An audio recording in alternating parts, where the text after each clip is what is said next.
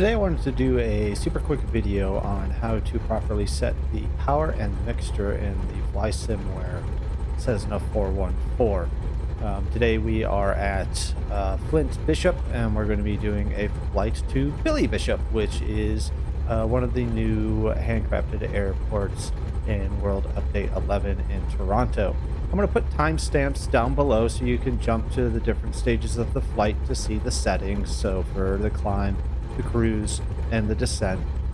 The first thing that I like to do is come on down to the autopilot. We are in the GNS 750 version.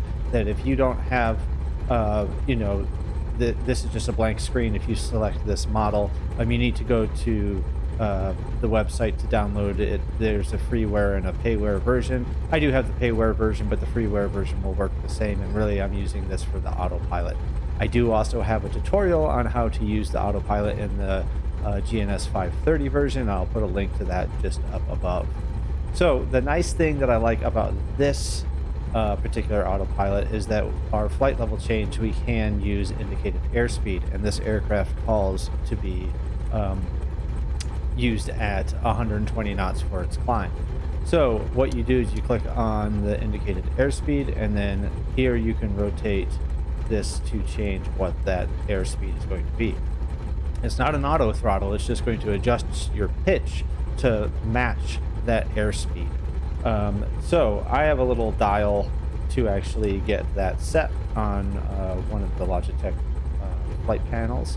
So we have that set. We're also going to set our heading for our runway heading, because we are going to have to sort of manually turn over to hit our flight plan. Now, we have our altitude over here. You can simply turn it this way. Same again, I have a dial to do that with. It takes forever in this aircraft because it only goes by hundreds of feet, and I have not yet seen a button to change that over to thousands of feet. So you just got to go through. We're going to go up to 21,000 feet. We are going to be flying with live weather. So we're going to have to set our barometric pressure as well on our altimeter, but here we go, 21,000 feet. And then our barometric pressure, shortcut B, will just set that. So that's the very basics. I'm going to get our heading mode, our heading bug, set up just a little bit more correctly there. There we are. So we're at runway heading. But that's really all you have to do in this to get configured for the initial sort of takeoff. We're going to go full rich and full forward on our props or RPMs. A lot of times I just refer to this as prop, but really this is going to control your RPMs. And the red ones here are your mixture. Now, the settings that FlightSimWare has on their website of what they recommend for your climb is 120 knots at 35 inches of manifold pressure and at 2,500 RPMs. And then on this guy over here, you're going to get it over to see your pounds per hour being used. So if we come have a closer look at that, you will see that here this is going to say how many pounds of fuel we've used, but down here it's going to say basically our fuel flow for our left and our right engine. They want the climb to be at 155 for your sort of fuel flow during your climb. So 35 inches of manifold pressure, 2,500 RPMs, and 155 for your pounds per hour. Takeoff, you do just go full throttle, full forward. So we're just going to go ahead and get on into the air here, except my parking brake is on. So we're going to go ahead and rotate, get a positive rate of climb. Then we'll start to bring our gear up. And then at about 500 feet is when I'm going to turn on the autopilot. And I do need to actually change this over to GPS, which I forgot to do. Let's go ahead and rotate. That rotation was a little late there, but that's okay. So what I like to do is try and match the climb there. I'm going to bring the gear up my speed for what we have set, because it makes it a less harsh transition for when I turn on the autopilot, so it doesn't have to like really dip the nose or anything like that. So we're over 500 feet of the ground, so AGL. We can go ahead and click on the autopilot, and I've already let go of the controls. We are set to go. I'm going to go ahead now and set the the climb settings, which is going to be your throttle. You're going to drop down to 35 inches, and the RPMs you're going to drop down to 2,500 RPMs. And then we're looking at here to get that to come down to 155. So you're using your mixture here to get that to say 155. So right around there. And then we're coordinated for our climb. It's literally just going to stay at those settings. We can come a little bit further in on our RPMs there, and then bring our mixture back just a little bit more to get to that 155. And then from there, you know, you can go ahead and just start our turn over to join our flight plan. And that's all I do to get this set for the entire climb, all the way up to 21,000 feet. This aircraft will manage the basically the mixture for you as you're climbing, due to the turbo and how the aircraft is basically set up for this. It's a turbocharged aircraft. As far as looking for an actual POH for this aircraft, the closest I've been able to find is just for the 414A, which is the non-Ram Air version of this. So the numbers are slightly off, but you can still get a good idea if you want to start looking at performance numbers and range and things like that. But they will be slightly different. So we'll go ahead and get our climb going. I'm going to join up onto our flight plan here in a minute and hit the transfer over to nav. And then we will get up to 21,000 feet. One more leveling off, I'll show you the cruise settings.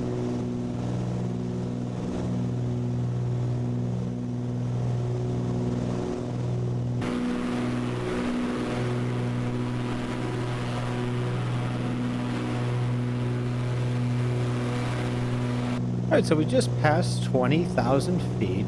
There's a couple things that I wanted to show you. That once you get over 18,000 feet, you need to go to standard pressure, which is 2992. So if you hit B, notice it jumped all the way back, because once you're over that point, that's the transition altitude. You need to be at 2992. That beep is letting us know we're 1,000 feet away from our selected altitude. The other nice thing with the GNS 750 is that if we come down and have a look here, this sort of cyan line will always let you know where your top climb is. So that's basically saying, oh, when you touch that, you are going to be there. So it's nice to see that when you're really far out, or it actually comes into a big deal when you're descending, so you can see where you're going to reach that point. So we're about to level off. Once we do that, we're going to set our cruise settings. Now, there is not one like final, this is your cruise settings and you must always do it that way. There is multiple configurations based on what you want to do with the aircraft. So you definitely don't want to stay where we're at right now. It's just too harsh on the aircraft. It's going to put too much wear on the engine. It's just not a good setup. Personally, what I like to do is I drop my manifold pressure down to 30 inches, and then bring my RPMs down to 2,400, which is still kind of it's not super aggressive, but it is on the higher end of the performance of the plane. Now this is where the sort of rich of peak and lean of peak comes into play. So what that means is you have this EGT, and each one of these little hash marks here is 25 degrees. Now, at our settings, we should be burning around 115 pounds per hour on each engine. But what is sort of like normal to do, which is 50 degrees lean of peak for endurance, 50 degrees rich of peak for performance. What that means is that you're going to take your mixture. So, I've got my mixture here, and I'm going to basically start leaning or drawing it backwards, pulling it out, and we were already actually at the peak there. So I'm leaning, it's peaked, and then it drops, right? So at the peak, we want to drop it 50 degrees. So there's 25, 50. And if you notice, if we get that set and let it balance out for our settings right here, 50 degrees lean of peak gives us 115 pounds per hour. So it all actually, that's kind of like what the settings are for. So that's what I would set for cruise settings. The only other thing that I would do is I would actually come through, and actually I already had my cal flaps closed, which are down here, and that helps your cylinder head temperature. But you can cruise along at that, which if we come and look at our airspeed now, you might be saying, well, we're only going 150 knots. Well, that's your indicated airspeed, which is on the outside here. You see this TAS, which is your true airspeed, which you can see we're doing roughly 210, maybe about 211 knots. So that's your true airspeed. This is indicated. It doesn't take sort of pressure and things like that into consideration, where this one does. The other thing that you can look at is coming down to the GNS 750. If you have your fields configured the way you want to, you can see your actual ground speed, which this is at 200 knots that we're flying at. So those are the sort of three different speeds that are going to be shown. And if you're like, well, I'm not going fast enough, well, it's because you're looking at your indicated airspeed when really you're going, this sort of we're almost at 215 now, for our actual, our true airspeed versus our indicated. And the true airspeed is what is going to be usually listed on any performance charts. And I'll, again, pop up the screenshot of what is on FlySimWare's sort of FAQ or troubleshooting section. So same again, that's all you really need to do. If you want to do a different setting to, say, get more speed out of the aircraft, to say you want to go to, as much as, say, 32, I mean, you could really, even if you wanted to, you could go 33 inches of manifold pressure there, and you could take it up to 2,500 RPMs. You can see it almost sounds too much for the engine. It just got that, it's revving a little bit too hard, but this is going to give you a real performance cruise. So you're going to be going faster, but you're going to be burning more fuel. And same again, if we go and do our rich or lean of peak, so there's peak, and if we wanted to get even more out of it, you could do what's called rich of peak. Before we did lean of peak, where we were leaning it out, it hit the peak, and then we went 50 degrees on, well, we kept on leaning it. Now this way we just went rich, and we can then do 50 degrees rich of peak, which would take us really down to here. And you can see now we're doing about 148, 150 pounds an hour on each engine, so significantly more. And you'll notice now that we're doing 235. It's going to just keep on climbing a little bit more here of speed, but we're burning a heck of a lot more fuel, but it's still okay to do that. And same again, if you wanted to go the other direction and you wanted an endurance profile, you could really bring this down to, say, 27 inch manifold pressure and down to 2100 RPMs. And then same again, we can do our, you know, lean of peak. So we're going to lean. So I'm pulling back. We're going to peak. So right about there is our peak. And then we're going to drop it 50 degrees. So right about there. And you can see now we're only burning 106 pounds per hour. So we're going to get more endurance, but we're going to be going slower. This is going to continue to drop as it balances out. So I hope that helps sort of explain, like, there isn't one setting that you have to put it at. For me, I personally like the sort of like in between, where I go 30 inches and about 2,400 RPMs. And then that will get me, and I go lean of peak, which will get me that, you know, 115, 116 pounds per hour.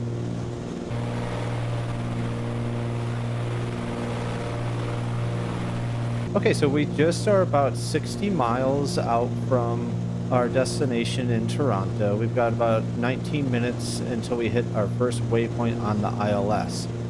So the POH, the best I could find for your descent, which is the 414 non-ram air version, says that you need to bring your manifold pressure down to 24 and your RPMs down to 22, and then you're going to do your altitude, which we got to drop quite a lot here. So we need to drop down to 2,000 feet. So we got 19,000 feet to lose. I'm going to go ahead and get the descent started, even though I don't have it fully set yet. So we go indicated airspeed, and then we want to set that to 180. So we're going to turn that up to 180, and you can see that we're going to start dipping that nose down. I'm going to come back over to our altitude here and get that all the way down to 2,000 feet. And you can see now that we've picked up speed, it's going to start to balance out and get us in a nice coordinated climb for the descent.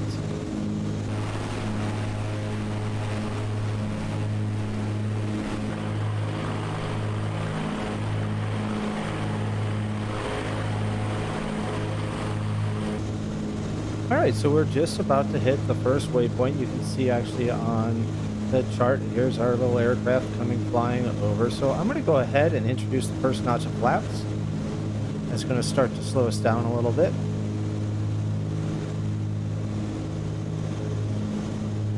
I'm also going to bring our mixture in full forward. And once we get on the initial path too, you want to go full forward on your RPMs as well. And that's because if you're to have a go around, you've got everything set where you just crank your throttle back up and you can do a go around. So we're sitting pretty nice here. Once we hit that waypoint, which is right about now, I'm going to go ahead and switch over our CDI to be the VLOC, which is now, you can tell we're already on there. You can see this little arrow there is our glide path, so that's already been picked up. And then I'm just going to hit the approach button, which should get us all set up so that way we'll capture that glide path and be good to go. So we got the runway in sight here. We've got downtown Toronto. We're looking pretty good. As soon as I see that nose dip, that's when I'm going to lower my landing gear and introduce another notch of flaps. And we just want to keep it really, I like to keep it right around that 100 to 110 knots as we're coming in. And that should get us nicely sort of coordinated to slow down right before, you know, we're on the last little bit. So we should pick up the glide slope here in any minute. Actually, we've still got a little bit because what I'm looking at is on here. You can see it coming down now. Once that gets to the middle, That's where we're going to start to follow the glide path down, and I'm going to drop the landing gear. We'll come back up to our main view here.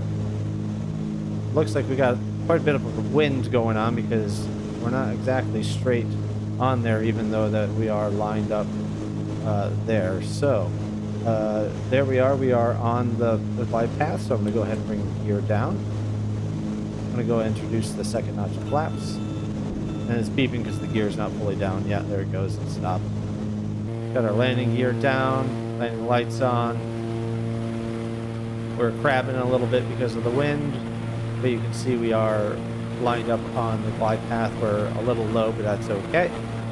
We do have one of the stadiums off to the side here. Flaps are down. Everything's looking really good. And I'm going to go ahead and disengage the autopilot from here.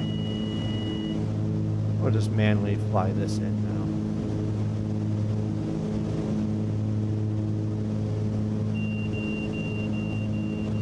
now. That was the inner marker there. Bring that speed down even a little bit more.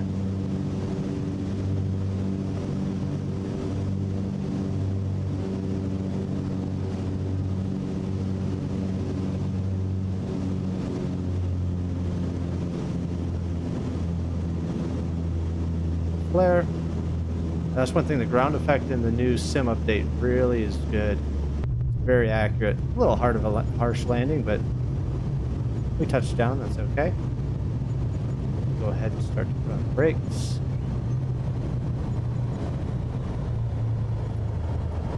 We can go ahead and exit on the first taxiway. So there we are. That is how you set the throttle, your power, your mixture, and control it with your descent rates and your climb. So I hope that helps explain it and break it down a little bit. Until next time, this is Sprocket Simulations wishing you happy flights and silky smooth landings. Take care.